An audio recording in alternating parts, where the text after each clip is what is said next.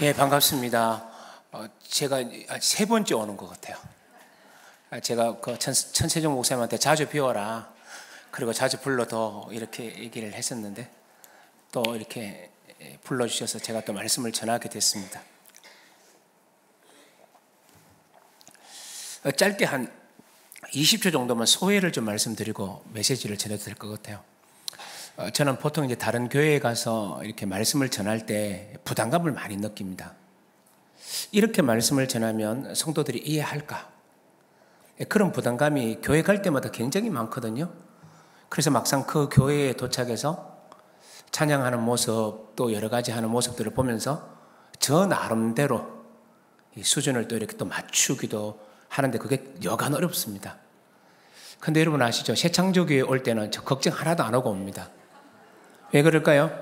저보다 한 5만 배 뛰어난, 한 5만 배보다 한 10만 배 뛰어난 천세종 목사님이 말씀을 전하니까 어떤 어려운 얘기를 해도 신학적 함의를 가지고 여러분들은 잘 이해할 거라는 저의 기대감. 그렇죠? 옛날에 천 목사님이 저기 예수교회에 있었고 저는 여기 퍼스트 교회에 있었을 때 서로 자주 만났거든요. 만나서 이런 얘기 저런 얘기를 나누면 신학적 함의를 나눌 때마다 제가 배울 게 너무너무 많았었습니다. 그래서 그런 배경에 새창조교회에 왔으니까 제가 마음 놓고 설교해도 괜찮죠? 네, 그럴 거예요. 네, 그럴 겁니다. 여러분, 저는 오늘 말씀을 전하기 전에 이 얘기 잠깐 하려고 합니다. 무슨 얘기냐면 신앙생활을 하다 보면 우리에게 하나님에 대한 개념이 두 가지로 나뉘어져 생각이 들 때가 있습니다. 신앙생활을 하다 보면 하나님에 대한 개념이 두 가지로 나뉘어질 때가 있고 그렇게 느껴질 때가 있습니다. 다 아는 내용입니다. 첫 번째는 어떤 하나님이 느껴지냐 하면 활동하시는 하나님입니다. 예를 들어볼까요? 성경에 어떤 하나님이 있을까요? 예를 들면 활동하시는 하나님 그러면 출애굽기 하나님이 그렇습니다. 바다를 막 가르시죠. 10가지 재앙을 내리시죠. 그러면서 하나님의 모든 권능을 드러내십니다. 그럴 때마다 사람들은 하나님을 안 볼래야 안 볼 수가 없고 못 느낄래야 못 느낄 수가 없습니다. 더더구나 그들을 구원하시고 난 다음에 광야로 나가셨을 때 이스라엘 백성들은 아침마다 일어나서 기적을 맛봤잖아요. 그게 뭐죠? 아침에 눈 뜨면 하나님이 날마다 내려주셨던 만나를 만납니다. 그러니까 하나님의 활동하심, 하나님의 역사하심, 하나님의 기적은 날마다 우리에게 상식처럼 느껴지는 삶이었다는 겁니다. 이때 우리는 그 하나님을 뭐라 느끼냐? 활동하시는 하나님으로 만납니다. 그럴 때는 우리 신앙생활 하는 게 참 신납니다. 기도해도 응답이 팍팍 오고요. 찬송을 해도요, 막 마음에 감동이 몰려오고요. 그런 상황이 우리에게 오죠. 이럴 때 내가 만난 하나님을 활동하시는 하나님, 역사하시는 하나님이라고 얘기할 수 있겠죠. 그러니까 두 번째는 어떤 하나님을 만나느냐 하면 숨어 계시는 하나님입니다. 하나님이 전혀 느껴지지가 않습니다. 하나님 도대체 뭘 하시나 싶을 때가 있다는 거죠. 예를 들면 그런 하나님을 가장 강렬하게 느꼈던 사람이라고 우리가 이해하고 있는 한 분이 있죠. 욥입니다. 욥은 고난 가운데서 갈 길을 알지 못합니다. 어찌할 바를 알지 못합니다. 어떻게 사나 싶습니다. 하나님, 그 놀라우셨던 하나님은 어디를 가시고 내 삶 속에 침묵하시냐는 겁니다. 그래서 하나님은 자신으로부터 완전히 가리워져서 어디에 있는지, 하나님을 어떻게 만나는지 모르게 되는 이런 상황, 하나님이 숨죽여 있는 상황. 우리가 하나님을 느낄 수 없을 때 우리는 그런 하나님을 일으켜서 숨어 계신 하나님이라고 얘기합니다. 이런 얘기 많이 들어보셨을 겁니다. 그런데 여러분, 이 두 가지 하나님을 보면서 우리 또 알게 되는 게 하나 있죠. 그건 뭡니까? 이 두 가지는 유리되어 있지 않습니다. 나뉘어져 있지 않습니다. 마치 동전에 앞면과 뒷면이 있는 것처럼 하나님에게 이 두 가지는 동시에 사실은 나타날 수 있습니다. 여러분, 예를 들면 우리가 구약 성경을 우리 요즘에 교회 생활에 살 때 구약 성경을 말하는 말 말고 구약 백성들, 예수님 당대의 유대인들은 구약 성경을 얘기할 때 세 가지 정도로 보통 얘기합니다. 어떻게 말하느냐 하면 율법과 예언서와 선지자와 그리고 시편에 이르러 이렇게 얘기를 합니다. 이 세 가지는 뭘 말해주느냐면 율법가라는 말은 모세 오경을 얘기하죠. 그리고 선지자는이라는 말은 전선지서, 후선지서라고 얘기해서 열왕기, 상하 이런 것들 다 전선지서에 속합니다. 그리고 이사야, 예레미야 이런 모든 내용들도 후예언서에 속해요. 그래서 이런 선지자의 전통에 있는 예언서와 세 번째는 시편이라는 말은 시편, 잠언, 욥기 이런 것들이 성문서에 속하거든요. 그러니까 이렇게 말할 때 구약을 얘기를 합니다. 자, 그런데 여기서 굉장히 중요한 게 뭐냐면 예언서라고 얘기할 때 예언서의 가장 대표적인 인물이 있습니다. 이건 한번 퀴즈를 한번 내볼까요? 여러분, 선지자 중에 가장 대표적인 선지자는 누구일까요? 예, 맞아요. 여러분, 우리 마음속에 한번 생각하셨을 겁니다. 뭐라고 말씀하는지 제가 못 들었는데 누구냐 하면 엘리야입니다. 엘리야가 선지자의 대가입니다. 선지자의 원형입니다. 근데 여러분 아십니까? 엘리야에게 있어서 활동하시는 하나님과 숨어 계시는 하나님이 동시에 나타납니다. 어떻게 나타났죠? 갈멜산에서 사온 번제물을, 이 노래 알죠? 불로서 태워. 따라 부르면 계속 하려고 그랬는데, 이 노래 아시죠? 갈멜산에 불을 내리시는 하나님입니다. 바알 선지자, 아사랴 선지자를 850명이나 무찔렀을 때 하나님은 어떤 분인가요? 불로서 역사하시는, 활동하시는 하나님이셨어요. 맞아요?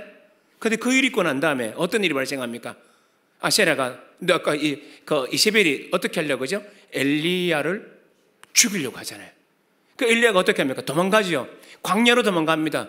광야로 도망가서 조금 더 들어가서 어떤 나무 밑에 기어 들어가 하나님께 이렇게 말합니다. 나 좀 죽여주십시오. 기억나시나요? 로뎀 나무 밑으로 들어가죠. 이때는 어떤 하나님입니까? 역사하시는 하나님이 아닙니다.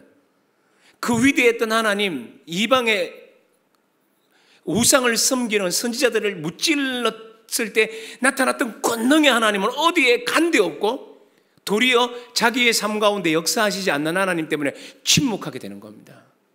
그런데 여러분 아시나요? 조금 전에 제가 선지자 중에 대표자가 누구라 그랬죠? 엘리야라 그랬죠. 왜 엘리야가 대표이냐 하면 어떤 사람은 착각을 하는데 갈멜산에서 정상에서 승리를 했기 때문에 그 승리가 너무나 대표적인 거라서 예언자, 선지자의 대표자가 됐다 이렇게 얘기합니다. 아닙니다. 그거 틀린 말입니다. 언제 대표 선지자가 되느냐 하면 바로 이세벨에게 쫓겨져 로뎀 나무 밑에 가서 죽여달라고 그러죠. 그러니까 하나님 어떻게 합니까? 천사를 시켜서 떡을 먹이잖아요. 또 자니까, 지쳐서 또 자니까 또 깨워서 또 떡을 먹이잖아요. 그래서 40주 40야를 거쳐서 호렙산에 도착합니다. 맞아요? 그때 하나님을 만나잖아요. 하나님 어떻게 만납니까? 지진 가운데 만납니까? 큰 소리 가운데 만납니까? 아니에요. 언제 만나죠? 세미한 음성. 세미한 음성. 그러니까 이 말은 뭐냐면 활동에 굉장히 능력적으로 역사할 때 만난 하나님을 만났던 사건을 예언자의 전형으로 삼지 않습니다. 어떤 거냐? 아주 세미한 들릴랑 말랑하는 아주 작은 음성을 듣고 그 말씀에 순종하고 그 말씀을 전하는 자가 될 때 이것이 뭐라고요? 선지자의 전형적인 모습이 되는 겁니다. 그러니까 엘리야에게는 어떤 게 나타납니까? 활동하시는 하나님, 숨어 계시는 하나님, 이 두 개를 같이 경험하고 난 다음에 뭘 들어요? 세미한 음성을 들으면서 진정한 선지자의 최고봉이라고 좀 말이 어폐가 있네요. 어쨌든 가장 전형적인 사람이 되는 겁니다. 그래서 예수님이 변화산에 올라갔을 때 누가 하늘에서 내려왔죠? 변화산에서 기도하고 있을 때 누가 하늘에서 내려옵니까? 모세와 엘리야가. 이 구약을 두 가지로 또 말할 수 있거든요. 율법과 선지서도 구약이 똑같은 말이거든요. 그러니까 이 엘리야가 가장 위대한 사람이 되는 겁니다. 어떤 사람이 될 때? 세미한 음성을 듣게 될 때. 그렇다면 이 말은 뭘 말해주느냐면 우리가 인생을 살아가면서 하나님이 활동을 하시든지 하나님이 숨어 계시든지 이것 때문에 나의 믿음이 들락날락하고 또 뛰었다 가라앉았다 하면 안 된다는 얘기입니다. 도리어 우리는 어떤 거냐? 세미한 음성을 들어야 돼요. 언제나 우리의 인생 배우고 계시고 언제나 우리를 지켜주시고 언제나 우리와 함께 계시는 그 하나님이 느껴지든 느껴지지 않든 우주를 다스리시는 분은 하나님이다라는 믿음 속에서 살아가는 것이야말로 우리의 인생의 가장 중요한 사건이다라는 걸 말해주는 겁니다. 제가 이렇게 조금 어려운 얘기를 좀 쉽게 설명하려고 노력을 했는데 충분히 이해가 되시죠? 그럼 제가 이 얘기를 왜 했을까요? 바로 오늘 본문이 활동하시는 하나님을 드러낸다기보다는 숨어 계시는 하나님이 제자들에게 먼저 느껴졌기 때문입니다. 문제가 생겼죠. 문제가 생겼는데 이 말이 어떤 문제가 생겼느냐 하면 제자들이 바다에 나갔는데 갑자기 뭐가 봅니까? 강풍이 불어요. 풍랑이 일어납니다. 맞아요? 그래서 이제 풍랑 속에서 자기들 막 거스리기 때문에 어떻게 했어요? 제자들이 괴로이 노를 짓고 있었어요. 무슨 현장입니까? 파도는 일어나 나를 삼키려고 하는데 주님은 제자들과 함께 있지 않으셨죠? 예수님은 어디 계셨는데요? 무태예요. 육지예요. 산 위에 올라가서 기도하고 계셨고요. 제자들은 어디 있는데요? 바다 한가운데요. 죽을 지경입니다. 그러니까 제자들 곁에 예수님이 계신가요? 없어요. 침묵하시는 겁니다. 어디 있는지 모르는 겁니다. 두려운 겁니다. 이게 문제라는 겁니다. 하나님이 숨어 계시는 하나님처럼 느껴질 때 우리는 어떻게 살 것인가? 이게 오늘 저하고 여러분하고 나누고 싶었던 본문의 핵심입니다. 여러분, 그렇다면 오늘 본문은 명확하게 전 이 얘기를 할 겁니다. 하나님은 숨어 계신 하나님이 아니라 언제나 우리를 돌보시는 하나님이다. 이걸 저는 정답으로 이 얘기를 할 겁니다. 그럼에도 불구하고 제자들이 느꼈을 직한 감정 하나는 우리가 좀 느껴보십시다. 여러분, 이 풍랑이 일어났을 때 제자들이 바다 한가운데 있을 때 기분이 어땠을 것 같아요? 두렵지 않았겠습니까?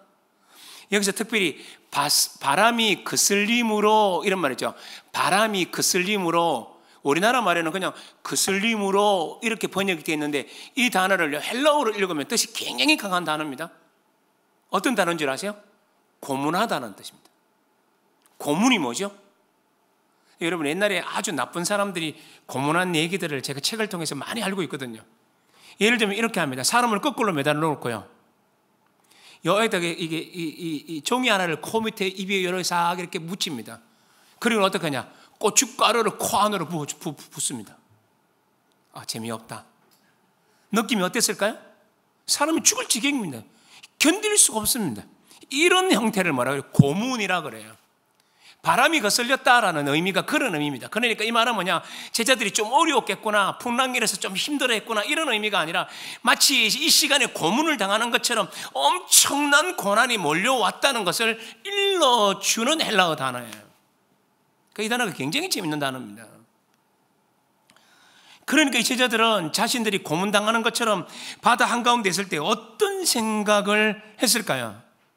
여러분 아시죠? 제자들이 왜 이 고난을 왜 당했나요? 풍랑을 왜 만났나요? 이유가 뭐죠? 대답은 딱 한 가지입니다. 예수님이 가라 그랬기 때문에. 그렇잖아요. 예수님이 재촉하사 제자들 보고 바다 건너가라. 누가 말했다고요? 예수님이 말했어요. 그래서 제자들이 한 건 다른 거 아닙니다. 그냥 예수님 말씀에 순종한 죄밖에 없습니다. 죄라고 하면 안 되죠. 예수님 말씀에 순종한 것밖에 없는데 자신의 삶에 닥쳐온 게 뭐라고요? 고문당하는 것 같은 고통스러운 순간입니다. 생명을 잃을 것 같은 극도의 두려움이 몰려왔다는 겁니다. 뭐 했기 때문에요? 하나님을 순종했기 때문에 온 현상입니다. 예를 들면 우리가 잘못했기 때문에 당하는 현상이 아닙니다. 하나님 말씀에 순종하여 갔는데 그게 뭐가 일어났다고요? 이 엄청난 고난이 몰려왔다는 겁니다. 특별히 예수님께서 왜 가라 그런 줄 아시죠? 바로 앞부분, 오늘 본문 앞에 읽으려고 하다가 읽지 않았는데 앞부분에 뭐가 나오느냐면 오병이어 사건이 나와요.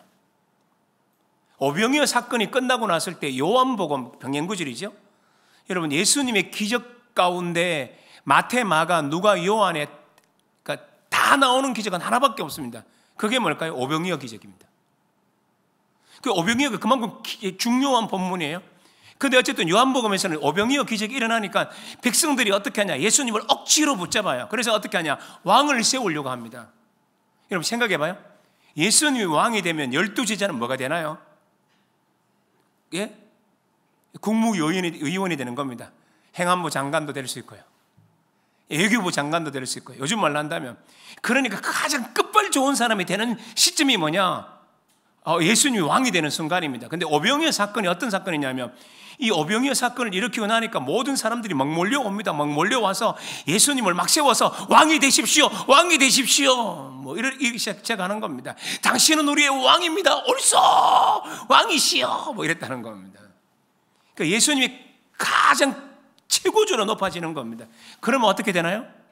제자들도 우쭐해지는 겁니다. 우리도 높은 자리에 갈 수 있다는 겁니다. 영광의 자리에 갈 수 있다는 겁니다. 그런데 이때 예수님 어떻게 했다고요? 잠깐만. 그리고 어떻게 합니까? 바다 건너가라는 겁니다. 마음이 요동하지 말라는 겁니다. 십자가 없는 영광을 취하지 말라는 얘기입니다. 사람들이 억지로 세우는 왕의 자리를 탐내지 말라는 겁니다. 그런데 제자들의 관점에서는 어떻습니까? 높아지려고 하는데 가장 좋을 때, 물 들어왔을 때 노정을 하고 가장 좋을 때인데 예수님은 그 모든 걸 다 차단하고 우리를 보냈으면 평안을 주셔야죠.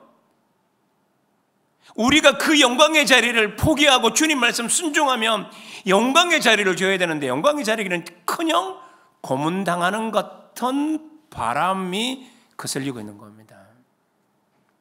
느낌이 어땠을까요? 원망도 생기지 않았을까요? 예수님은 도대체 못하나 그 생각이 들지 않았을까요? 예수님이 괜히 보내가지고 불평도 생기지 않았을까요? 이건 개연성 있는 출현이 될 수 있는 겁니다. 그 제자들은 그런 생각이 있었을 거라는 거지. 한 단계 더 나가 볼까요? 근데 이 제자들은 이런 풍랑이 일어났을 때 생각나는 어떤 한 사건이 있었을 겁니다. 그 사건이 뭐죠? 바로 앞에 예수님이 풍랑을 잔잔케 한 번의 기사가 한 번 더 있었잖아요. 그때는요, 어떻게 합니까? 예수님이 배에 올라타고 같이 가다가 풍랑을 만나잖아요. 그렇죠? 그때 예수님이 잠에서 깨어나서 풍랑아 잔잔하라. 그랬더니 풍랑이 잔잔했던 경험을 했잖아요. 그러니까 이 제자들은 이 고통 속에서 뭘 떠올리느냐 하면 주님이 계셨더라면,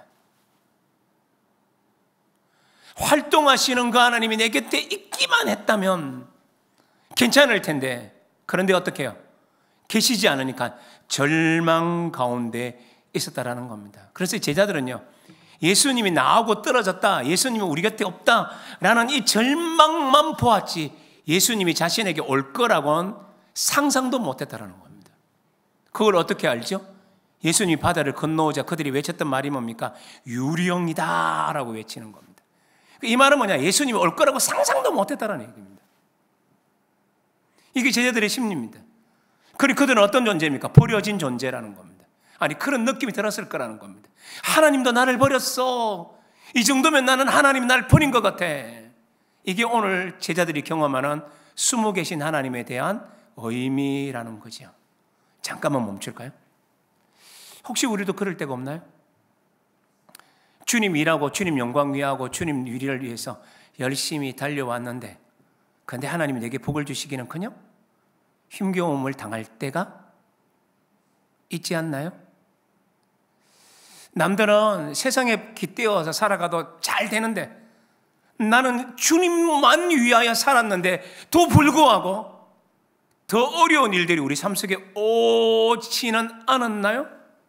그때 우리 생각이 어떤가요? 하나님 이래도 되는가? 하나님은 어디 계신가? 하나님은 내 기도를 들어주시는가? 하나님은 도대체 무엇하고 계신가? 이 생각을 우리는 할 수 있다라는 얘기입니다. 바로 오늘 본문은 여기서 출발되어지는 거죠. 그래서 오늘도 우리도 우리 삶에 적용해 보는 겁니다. 행여 우리 가운데 하나님이 섭섭할 때 하나님에 대한 믿음이 기쁨이 아니라 의무적으로 바뀌기 시작했을 때, 하나님은 역사하기보다는 침묵하신 하나님이 더 가까울 때 정말 우리는 물어보는 겁니다. 하나님은 정말 침묵하시고 숨어 계시는가? 가끔 그럴 때가 있지 않나요? 저도 살다 보니까, 목회하다 보니까 이럴 때가 있더라고요. 하나님 도대체 뭐하고 계세요? 이럴 때요. 그럼 이제 우리는 질문에 대한 성경적 답을 좀 들어보십시다. 하나님은 정말 우리로부터 멀리 계신가요? 그런가요? 근데 48절을 한번 눈여겨보십시오. 여러분 48절에 보면 이런 말이 나오죠. 바람이 거스름으로 제자들이 힘겹게 노젓는 것을, 그 다음에 세 글자만 읽어요. 시작. 보시고. 저는 이걸 번역을 좀 다르게 하고 싶어요. 저도 이제 신약을 전공했거든요. 그러면 헬라어를 잘하지는 못하지만 읽을 수 있고 해석할 수 있거든요. 그럼 이걸 우리나라 말로 조금 더 정확하게 번역을 해볼까요? 그러니까 이렇게 번역할 수 있습니다. 제자들이 괴로이 노젓는 것을 쭉 보고 계시다가, 제가 번역을 어떻게 했죠? 보시고? 아니요, 어떻게 해요? 쭉 보고 계셨어요. 특별히 이 보시고는 뭐냐면 괴로이 노젓는 것을 받는 동사거든요. 그럼 이 말은 뭐냐? 예수님은 우리의 고난을 위해서 이렇게 다른 데 보고 있는 게 아닙니다. 예수님은 언제나 바다를 건너가는 순간부터 예수님 어땠다? 그들을 보고 계셨어요. 여러분, 옛날에 그 기억이 나요. 제가 대구 제1교회 담임도 했지만 부목사도 했었습니다. 부목사 때요, 우리 집 아이들이 남산 초등학교에서 있었는데 운동회를 하더라고요. 근데 제가 그때 근무 날이라서 운동회를 못 간다 그랬어요. 근데 못 갈 수 있나요? 가야죠. 가면 안 되는구나. 그 건물을 이렇게 몰래 살짝 농땡이 치고 남산 초등학교에 딱 들어갔어요. 들어가니까 그 당시에는 애들이 많았잖아요. 하여튼 600명 이상이 쫙 1000명이 되나요? 그 정도로 많은 애들이 있는데 전부 다 옷이 똑같아. 맞죠? 하얀 체육복. 근데 둘로는 나눌 수 있어요. 하나는 청띠, 하나는 홍띠. 애들이 다 똑같아. 퀴즈 하나 내볼까요? 제가 우리 애들 찾는데 얼마의 시간이 걸렸을까요? 1분 내로 찾았습니다. 왜 그럴까요? 내 새끼는 금방 보이더라고요. 걷는 모습, 행동하는 모습, 모든 게 금방 보이더라고요. 그 1000명이나 되는 아이 중에서 1분 내로 찾더라고요. 이게 뭡니까? 내 눈이 보는 겁니다. 이 세상에 많은 것들이 있지만 내 눈에 보이는 게 있다라는 거죠. 그게 뭘까요? 자기 자녀라는 것을 우리에게 보여주고 있는 겁니다. 특별히 여기서 이제 보시다를 쭉 보고 계시다라고 얘기했는데, 이걸 이제 조금 더 의미론적으로 바꾸면 뭐냐면 이렇게 표현할 수 있습니다. 주목하여 보시다. 하나님은 나를 주목하고 보세요. 내 고통을 알고 계십니다. 모른 척하지 않습니다. 내가 얼마나 고통 속에 있는지를 보고 계십니다. 자, 여기서 잠깐만요. 그래서 지난번 왔을 때 설교했던 일부분을 혹시 기억하실지 모르겠습니다. 다른 교회도 여러 번 간 교회에 물어보면 기억 하나도 못 하더라고요. 그러니까 괜찮아요. 제가 그때 이 얘기를 가르쳐 드린 적이 있어요. 출애굽기 3장 7절을 통하여서 짜아카라는 단어를 한번 설교한 적이 있어요. 부르짖다, 이 단어가 뭐냐? 히브리어로 짜악하다. 짜악하 뜻이 뭐냐? 칼에 찔려서 외치는 비명소리다. 두 번째 의미는 나 좀 살려달라고 사람들에게 도움을 요청하는 소리다. 그래도 아무도 자기를 도와주지 않자 짜악하는 세 번째 의미를 담는다. 그건 뭐냐? 하나님은 도대체 무엇하고 계시냐고. 하나님은 도대체 무엇하고 계시냐고. 하나님 어디 계세요라는 외침이다. 이렇게 말씀을 드렸어요. 그런 관점에서 보면요, 성경은 뭐라 그러냐? 이집트의 군인들이 이스라엘 백성들의 괴롭히는 걸 하나님이 보셨어요. 그들이 부르짖는 소리를 들으셨어요. 그리고 그들의 근심을 아셨다라고 얘기해요. 보았다, 들었다, 안다라는 말을 사용해요. 이건 전부 다 뭐예요? 지각동사예요. 하나님이 우리의 고통을 보는 순간 어떤 일이 발생하냐? 그 다음 8절에 이렇게 얘기합니다. 하나님이 이스라엘 백성들에게 내려와서 그들을 데리고 가서 그들을 인도하고 가서 그래서 가나안 땅으로 데리고 간다라는 동사들이 나타나요. 이건 뭐냐? 사역동사예요. 그래서 다시 말하면 하나님은 우리의 고통을 보는 순간 거기서 멈추지 않습니다. 하나님은 우리의 고통을 보고 아는 순간, 지각하는 순간 무슨 일이 일어나냐? 하나님의 구원이 생겨나기 시작하는 겁니다. 그래서 유명한 브루그만이라는 아주 유명한 신학자는 이렇게 말합니다. 인간의 고통은 하나님의 구원의 촉발점이다.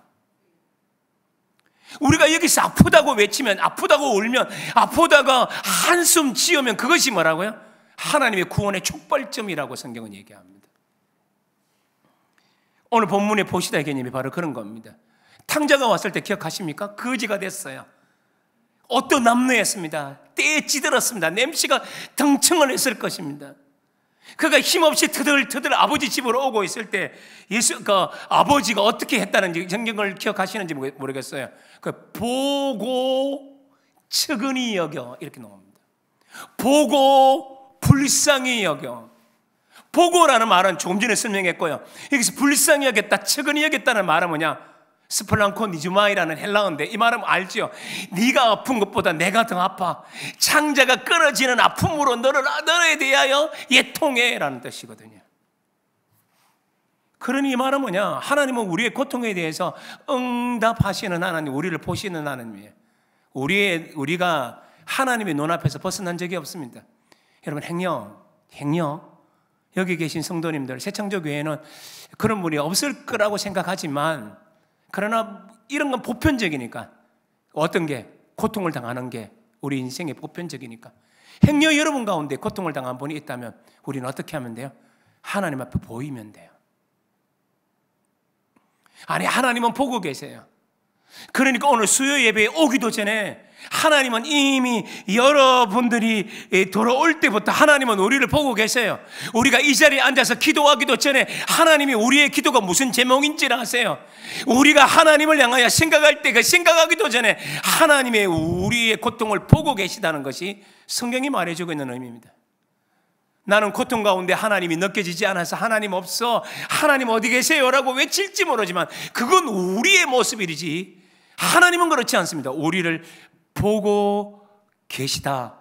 그게 바로 하나님의 임재를 말해주는 의미라는 거죠. 그런데 두 번째, 이 보시는 것뿐만이 아닙니다. 예수님께서는 제자들을 빨리 바다로 보내시고 난 다음에 하신 일이 뭐죠? 산에 올라가서 기도하셨어요. 이 말의 그냥 핵심만 설명하면 무슨 얘기냐? 예수님은 오늘도 우리를 기도하시는 분입니다. 근데 이걸 좀 풀어야만 이 의미가 그냥 지나가는 말, 그냥 불어하는 말, 허투루 하는 말이 되지 않을 수가 있겠죠. 예수님이 기도한다는 말의 의미가 뭘까요? 자, 오늘 본문에서 예수님이 어떤 기도 제목을 놓고 기도했다는 내용이 나옵니까? 나오지 않습니다. 제자들을 놓고 기도했는지 뭘 했는지 어떤 기도 제목인지 기도 그때 하나도 언급하지 않고 그냥 기도했다라고 되어 있어요. 야, 이런 건 해석하기가 참 쉽지 않습니다. 그 어떤 기도를 했을까? 어떤 기도를 했을까라는 겁니다. 이걸 알기 위해서는요, 오늘 본문이 무엇을 의미하는 본문인지를 제대로 알고 지나가야 됩니다. 여러분, 48절 다시 한번 눈여겨볼래요? 48절에 보면 이런 말이 나오죠. 바람이 그 쓰름으로 제자들이 힘겹게 노젓는 것을 보시고 밤 사경쯤에 바다 위로 그들에서 걸어서 그들에게 오사. 그러고 끝이 났나요? 성경에서 거기서 끝이 나나요? 그들에게 오사. 여기서 끝났습니까? 성경 보시나요? 그 다음에 뭐가 나오나요? 지나가려고 하시면. 여러분, 이상하지 않나요? 성경을 읽으면서 이런 게 이상하지 않으신가요? 그냥 익숙한 본문이니까 그냥 막 지나가시지는 않겠죠. 성경을 읽다가 이상하면요, 거기 밑줄을 긋고 묵상을 하시고 연구를 하시고 안 되면 꼭 주일날 와서 우리 천세정 목사한테 반드시 물으셔야 돼요. 저는 목회하면서 제일 좋은 성도가 어떤 성도냐면 밥 사주는 성도보다, 솔직히 제 진실인데요, 밥 사주는 성도보다 더 좋은 성도가 있어요. 성경 묻는 성도들. 목사님, 이건 무슨 뜻인지 잘 모르겠어요. 그러면 저는요, 요즘 우리 아이들 말로 바꾸면 환장을 합니다. 그래요, 여기 앉으세요 해가지고요, 노트 꺼내가지고 거기다가 막 써가면서 한 60분을 가르칩니다. 그래서 웬만해서 질문하지 않으려고 합니다, 이제는. 그러니까 질문을 하셔야죠. 이상하지 않나요? 괴로이 노젓는 걸 보시고 오셨다면 구원하셔야죠. 그런데 뭐라고? 지나가려고 하셨다. 왜 그럴까요? 이건 좀 어려운 얘기라서 빨리씩 지나갈게요. 이런 본문을 가지고 유명한 신학자들은 이렇게 얘기합니다. 이 본문은 다른 본문이 아니라 제자도 함양의 본문이다. 제자도 함양. 무슨 얘기냐? 이런 얘기입니다. 오늘 예수님과 제자들은 공간적으로 한 공간에 있나요? 떨어진 공간에 있었나요? 떨어진 공간이요. 제 옆에 없어요. 이거 뭐냐? 예수님의 부재예요. 부재. 계시지 않음입니다. 그런데 이게 영속적으로 바뀔 때가 있습니다. 언제입니까? 예수님이 승천하시고 난 다음에. 그 다음에 예수님은 하늘 보좌 우편에 계시고 이제 그들은 어떻게 육신적으로는 공간적인 구분이 이루어집니다. 이걸 뭐라 그러냐? 마가복음에서는 예수님의 부재사상이라고 표현합니다. 그러니 이 말은 뭐냐? 예수님이 없을 때라도 제자들은 이제 복음을 전하는 사람이 되어야 하는 것처럼 그 제자들의 능력을 언제 기른다고요? 오늘 본문에서 기른다고요. 그렇다면 이 본문은 뭐냐? 제자들을 함량하는 본문이라는 그 중요한 패턴을 우리가 읽기 시작하면 이런 패턴에서 발견할 수 있는 예수님의 기도 내용을 발견하게 돼요. 여러분, 예수님이 기도했던 기도의 모든 내용이 온전히 드러난 성경이 있죠. 어딘가요? 요한복음 17장입니다. 주기도문은 예수님의 기도 내용을 설명한 게 아니라 우리가 이렇게 기도하기를 원하는 기도의 정신을 설명한 거라는 거죠. 그래서 예수님의 기도가 온전히 드러난 건 요한복음 17장으로 봅니다. 그런데 예수님의 17장이 뭐냐? 제자들을 위한 기도거든요. 제자도를 위한 기도거든요. 그러니까 오늘 본문과 패턴이 같은 본문이에요. 그럼 요한복음에서 무슨 기도를 했냐? 굉장히 쉽습니다. 첫 번째, 세상이 예수님을 죽이는 것처럼 제자들도 괴롭힐 거니까 예수님 하는 첫 번째 기도가 뭐냐? 하나님 저들을 지켜주십시오라고 기도해요. 보호해달라, 지켜달라. 두 번째는 예수님이 성만찬을 하시는 그 순간에도 제자들은 어떻게 하냐? 서로 높다고 서로 막 뭡니까? 다투었거든요. 그래서 예수님은 두 번째 저들을 지킬 뿐만 아니라 하나 되게 해달라고 기도하기 시작하셨어요. 그게 17장에 나오는 기도 제목입니다. 세 번째는 뭐냐? 예수님이 떠나고 난 다음에 이들이 선교적 사명을 잘할 수 있게 해달라고 기도를 하는 겁니다. 그러다 패턴을 가지고 오는 겁니다. 오늘 본문도 상황이 마찬가지입니다. 자, 풍랑이 일어났어요. 고문당하듯이 위험에 노출되어 있습니다. 예수님 무슨 기도할까요?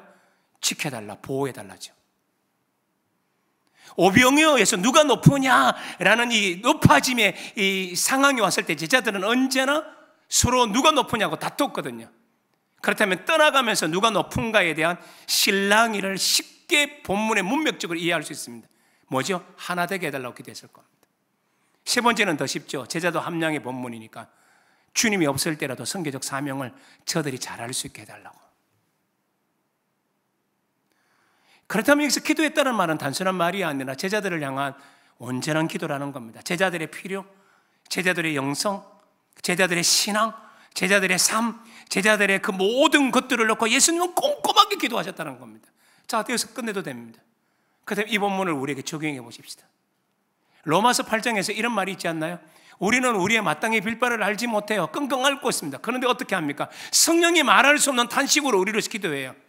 예수님의 하나님 보좌 우편에서 우리를 위하여 힘주시고 기도하신다라고 번역이 되어 있어요.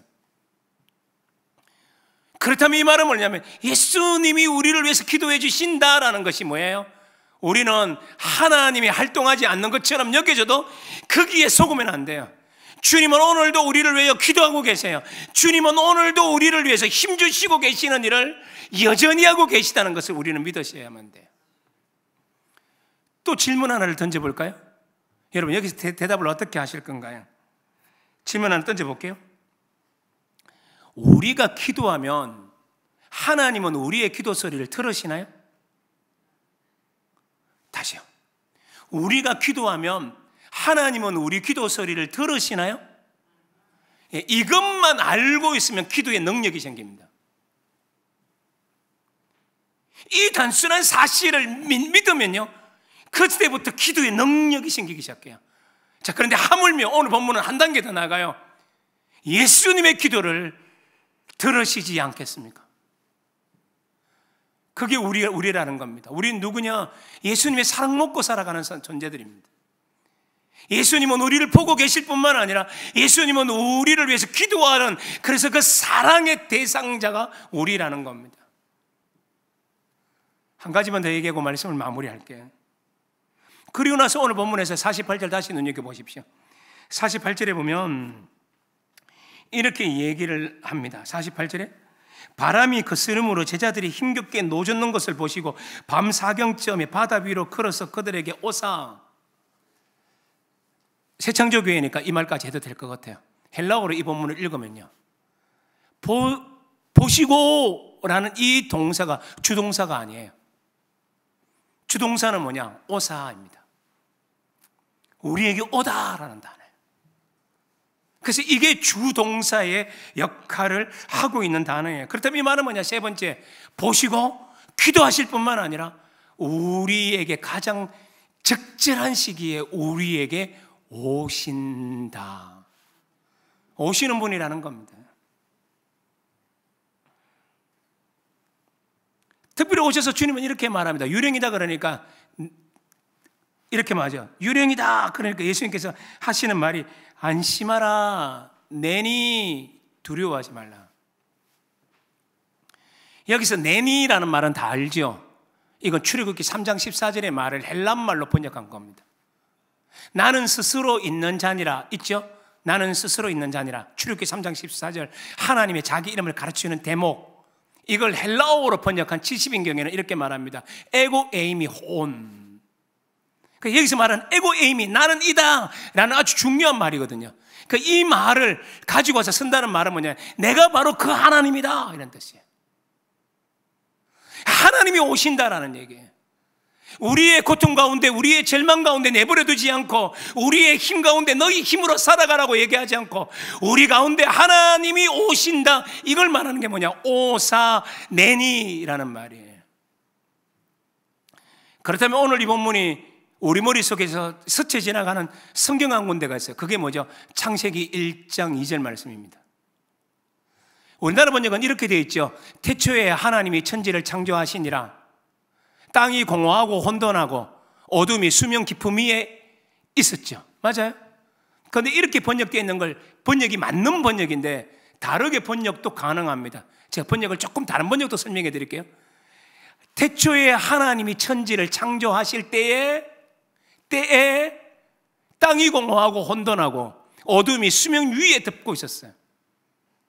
그렇다면 이 말은 뭡니까? 이 땅이 무질서하고 흑암이고 공포스럽고, 이 땅이 아무것도 아니고, 이 땅에 의미가 없고, 이 땅이 허무하고, 이 땅에 고난과 무질서하고, 이러한 삶이 온 우주를 가득하고 있을 때 어떤 일요? 하나님의 창조 역사가 일어나요. 그 다음에 뭐라 그래요? 하나님의 신이 수면 위로 운행하시니라. 이게 1장 2절에 나와요. 온 우주가 혼동스러울 때 하나님이 신이 운행했다는 말은 뭐예요? 여기서 신이 운행했다는 말은 신이 수면 위를 스치듯 날개짓하다 이 뜻이에요. 그러니까 이 말은 뭐냐? 수면 위를 스쳐 지나가는 겁니다. 창세기 1장 2절에 나오는 하나님의 성령이 수면 위를 스쳐 지나가는 것과 오늘 본문에서 유사한 행동이 나타났죠. 누굽니까? 예수님이 수면 위로 걸어오셨어요. 이 말은 뭐냐? 오시고라는 개념은 우리의 절망, 우리의 혼돈, 우리의 무질서, 우리의 아픔, 우리의 모든 힘겨운 사건을 치유하시는 하나님의 역사라는 걸 보여주는 본문이에요. 하나님은 이렇게 우리를 사랑해요. 그래서 우리의 고난 속에 우리를 내버려 두지 않아요. 말씀을 이렇게 맺습니다. 우리는 하나님이 내 인생 속에서 잘 느껴지지 않을 때, 하나님이 뭔가가 없다고 느껴질 때, 그래서 내 신앙이 시큰둥해질 때 나도 모르게 하나님에 대한 모든 열정을 잃어버리고 하나님 어디 계세요? 라고 질문할 때가 있을지 모르는, 어쩌면 이것을 자주 반복하는 어리석은 사람들일지 모릅니다. 그러나 오늘 본문은 여기에 대해서 이렇게 말합니다. 아니 하나님은 멀리 계시지 않아. 하나님은 너희와 떨어져 있지 않아. 하나님은 너희를 쭉 보고 계시고, 하나님은 너희를 위하여 기도하고 계시고, 하나님은 너희의 무질서를 무찌르기 위하여, 없애기 위하여 적절한 하나님의 시간의 표에 맞추어 우리에게 오시는 분임을 잊지 말라라고 우리에게 힘주어 말씀하시는 본문이라는 겁니다. 그래서 우리가 그 하나님을 믿어요. 하나님은 멀리 계신 분이 아니라 오늘 밤 곰곰이 생각해 보십시오. 하나님을 날 보고 계세요. 사랑하는 내 딸, 내 아들, 우리를 위하여 하나님이신 예수께서 기도하고 계십니다. 그리고 이 땅의 무질서와 이 땅의 아픔을 몰아내시기 위해서 우리에게 오시는 겁니다. 그러므로 우리는 그때까지 노젓는 일을 계속하면서 주님의 역사가 나타날 때까지 이 믿음을 잃지 않고 살아감으로 말미암아 하나님 어디 계신가요? 묻는 이 사람들이 아닌 하나님이 우리에게 얼마나 놀라운 분이신지를 즐거워하고 그 하나님을 신뢰하고 달려가는 우리 모두가 되기를 주 예수 그리스도 이름으로 축복합니다. 아멘. 하나님 아버지, 하나님 어디 계신가요? 물을 때가 많습니다.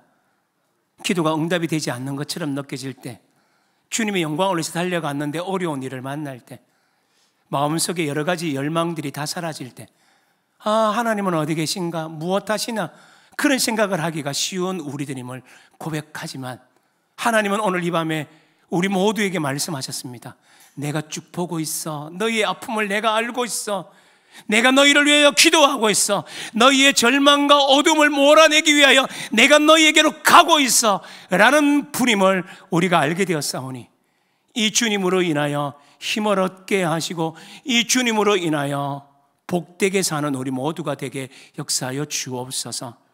휴가가 계신 우리 전 목사님의 삶 속에 그 모든 기도 제목 속에 최창조교회의 모든 성도들이 함께 기도하는 열망 속에 하나님 늘 함께하여 주셔서 가장 좋은 것, 아름다운 것들로 채워 주옵소서.